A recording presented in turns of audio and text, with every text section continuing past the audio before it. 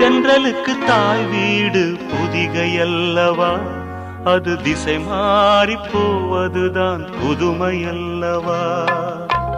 தென்றலுக்கு தாய் வீடு பொதிகை அல்லவா, அது திசை மாறி போவதுதான் புதுமை அல்லவா. செந்தமிழின் தாய் வீடு மதுரை அல்லவா, அது தேசம் விட்டு போவதுதான் விந்தை அல்லவா.